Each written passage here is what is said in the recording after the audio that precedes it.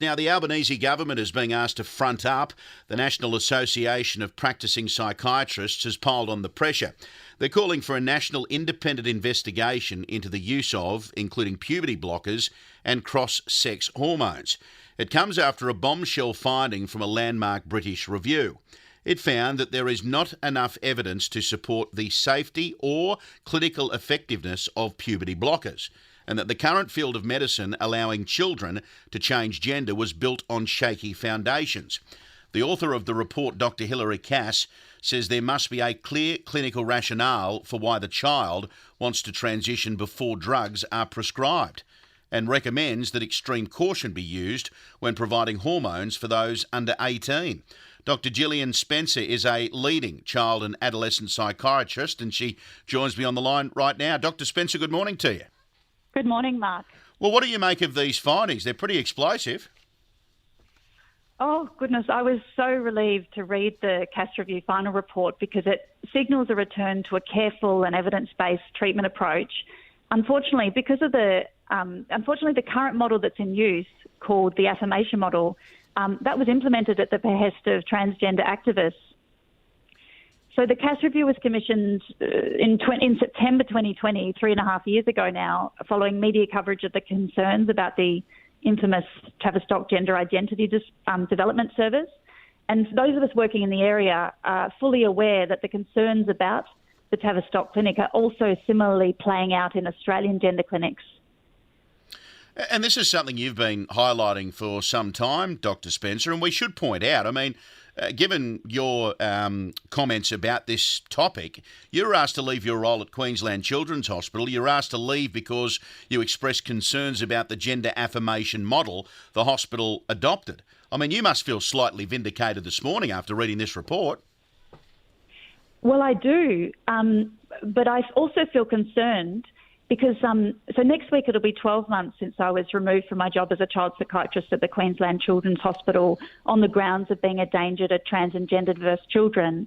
And it had been for over a year that I'd been expressing concerns about the model of care in the gender clinic. But it's been a shockingly disappointing 2 years for me because at every turn the hospital has tried to dismiss my concerns about the gender clinic model of care. And so say even, for example, for 3 times now, the hospital has determined that I'm not a whistleblower. And each time they come up with, ridiculous grounds as to why that's the case. For example, saying that my concerns aren't honestly held. And so I'm very concerned that the hospital executives will come up with some hogwash in order to try and disregard the findings of this report. Mm. Well, why do you think the government is refusing to support a national review? When it comes to science, science is science, right? Yes, and what we have now is an incredible opportunity. We're very lucky because we've been given the opportunity not to waste a massive amount of time and taxpayer money. The UK review team has done all the work for us. Mm. The Cass Review completed several independent systematic reviews of the global research evidence to underpin its recommendations. So there's no need for Australia to waste 3.5 years and a massive millions of dollars covering the same ground. So if the government wants to provide safe and evidence-based care for Australian kids with gender dysphoria, it should start implementing the recommendations of the Cass Review from today. So that would require health service executives to change policies so that all clinicians are not required to immediately use the preferred pronouns of children, and they're not required to take an affirming approach to children with gender dysphoria. The paediatric gender clinics should be disbanded, and the funding from them should be distributed to the general child and adolescent clinics in the community that can provide psychosocial interventions for gender dysphoria and the normal evidence-based interventions for the co-occurring mental health conditions and developmental problems. Puberty blockers should not be prescribed outside of a high-quality ethics-approved research trial, and cross-sex hormones should be reserved for the treatment of adults with consideration given as to what makes it safe to go ahead with that. Mm. Well, Dr. Spencer, we need more people like you speaking sense when it comes to this sort of thing. More and more people we need to speak up so finally government will listen. But one last one, if I can. What impact does gender hormone replacement therapy have on young people? Are there many cases of young people regretting having gone through with these irreversible procedures? Yes, it's the problems with this model are extremely well known, but an issue that Australian gender clinics have in common with the Tavistock Clinic is that the clinicians are caught up in a social justice movement that's concerned about cis heteronormativity, and so these clinicians appear to want to achieve societal change through working in the gender clinic. And as a consequence of that mindset, there's been a failure to acknowledge the risks and harms of transitioning children, so not acknowledging that these interventions cause infertility, they cause impaired sexual functioning, that there's serious long-term physical health consequences from hormonal treatments, high complication rates from gender surgeries, and a really worrying risk of regret and detransition.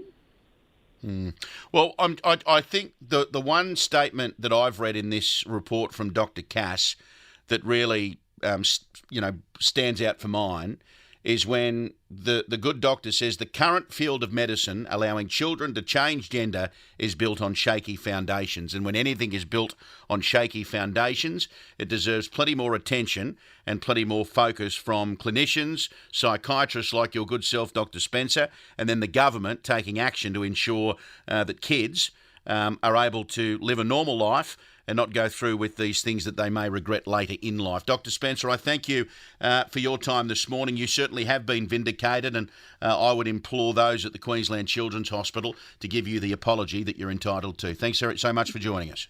Thank you, Mark. That's Dr. Jillian Spencer, Senior Child Psychiatrist. And there's people on the text line saying, John, for instance, Mark, God bless Dr. Spencer and her common sense. Well, it's not very common, is it? Common sense when it comes to this sort of thing. But we need more and more people like Dr. Jillian Spencer and Dr. Hilary Cass to highlight the dangers of these things like puberty blockers. Just let kids be kids. Unbelievable. If you've